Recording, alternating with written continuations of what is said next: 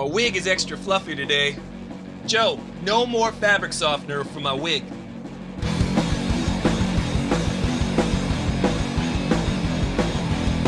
What's up, Throttlers? Aristotle Full Throttle here. Today I'm going to review Miss Peregrine's Home for Peculiar X-Men.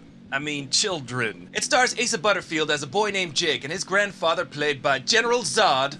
Kneel before Zod! That's right, Terrence Stamp. He dies unexpectedly, but leaves Jake clues that leads him to an island, that leads him to a cave, that leads him to 1943. Just go with me here. And in 1943, he finds Miss Peregrine's home for mutant children. Peculiar children. And there are all sorts of weirdos, you know?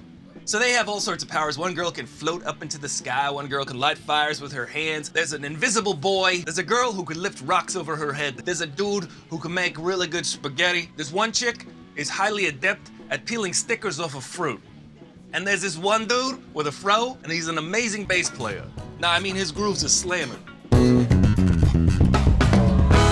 He is one peculiar child. And the interesting thing about Miss Peregrine's house is it's caught in a time loop, so that's why they stay in 1943. And at the end of each day, they have to reset the day in that whole Groundhog Day kind of way. But everybody remembers the day before, so they're trapped in a permanent loop. And then later on in the movie, a whole plot gets revealed about Samuel L. Jackson having to eat people's eyeballs. Did I mention it's based on a young adult novel?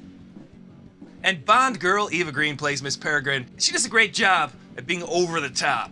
She plays it like the Mad Hatter meets Willy Wonka, meets Eva Green. She adds something to it. It's pretty cool. And for me, she was probably the most interesting thing about the movie. For the first hour and a half, it's pretty slow. It picks up toward the end, though. I didn't know anything about this movie going into it. I just thought, hey, it's a Tim Burton movie. He used to make good movies. Why don't I go see it? The operative word being, he used to make good movies. See, I'm a big fan of Tim Burton's classic movies. I love Beetlejuice, I love Batman, I love Pee-wee's Big Adventure. Edward Scissorhands is probably one of the more magical movies that he's ever made. This movie just lacks that Tim Burton magic. I don't speak French, but Tim Burton is definitely an auteur, which means you could tell his movies from a mile away. An auteur is someone whose particular influence and artistic vision is so prevalent within the film that the completed movie is undeniably a product of their personal vision. Some good examples of an auteur would be Martin Scorsese, Alfred Hitchcock, Woody Allen, Catherine Bigelow, Stanley Kubrick, Francis Ford Coppola, and Sofia Coppola is well on her way. Asa Butterfield is a pretty good actor, but in this movie, he's kind of boring.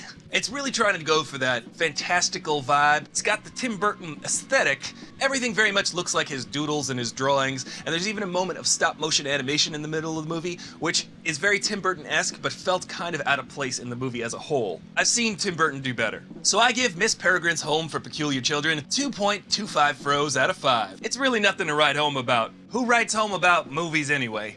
Dear Mom and Dad, I just went and saw Tim Burton's latest movie and it was... meh. Your son, Full Throttle. P.S. Please send me a PlayStation VR for Christmas.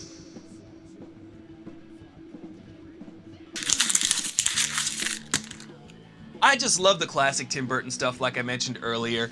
Batman, Beetlejuice, Edward Scissorhands, Pee-wee's Big Adventure. Ed Wood is also a good one. And interestingly enough, he was supposed to make a Superman movie in the late 90s called Superman Lives. And that movie was supposed to star none other than Nicolas Cage as Superman. And Nicolas Cage was so into it that in real life he named his son Kal-El. And that is no joke. Crazy. So do yourself a favor and watch a movie called The Death of Superman Lives, What Happened, by a dude named John Schnepp. And while you're at it, Google Kevin Smith talks about John Peters. John Peters was the producer of Batman, and he was the producer of Superman Lives, and he also was Barbra Streisand's former hairdresser.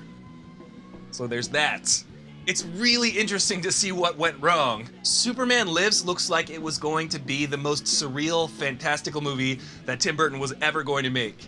And it fell through. That was about the time Tim Burton burnt out and started to go on the decline for me. Because soon after that, he made Planet of the Apes, so it's conceivable that Tim Burton became jaded on the whole Hollywood system. And now when Hollywood calls, he probably answers the phone like this. How much we talking? I'll do it. One thing I take away from this movie is if you have a peculiarity or an oddness about you or something that makes you special, use that and turn it into your superpower. When I was a kid, all the other kids used to make fun of my fro. Shows how much they know.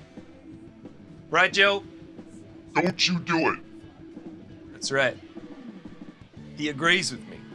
So you be you and do what you do. It's what makes you you. What's interesting about you? Let me know in the comments below, and I'll read it on the next show. Also, let me know your favorite Tim Burton movie. And while you're at it, let me know your least favorite Tim Burton movie. Tim Burton definitely lost me around Charlie and the Chocolate Factory because I'm a huge fan of Willy Wonka and the Chocolate Factory, the one with Gene Wilder. So if you want to learn some more ways that you can express yourself creatively, just click the icon on my face at the end of the video, check that info card, or look for a link in the description below. Remember to like and share these videos, subscribe to this channel, and tweet at me and tell me what you want to see. Turn on those notifications while you're at it. You do what you gotta do. I'm Aristotle, full throttle, you bro with the fro and the no, and I'll see you later. What do you think? Do you think I'm qualified?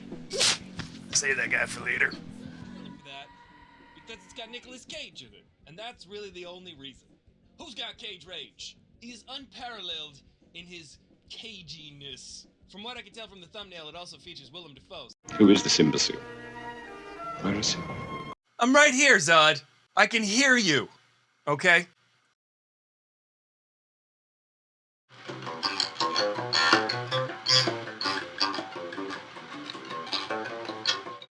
Thank you, and good night.